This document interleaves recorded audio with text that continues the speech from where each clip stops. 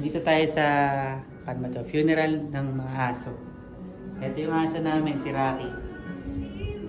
Ito na siya. Ito yung kapatid ko. Malungkot siya. Magsabi ka na. Bye-bye, Rocky. Ha? Iyak na, naliligo ko.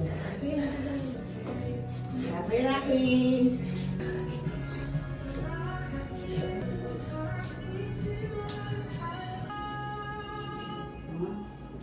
Write ka dito kung ano yung last message mo kay Rocky. Ano ba yung gusto mo kay Rocky?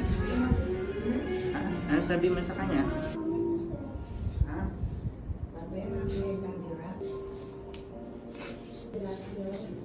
Sabi kayo, Pam. Te Pam, bye-bye ka na. Bye-bye. Mamay si Rocky.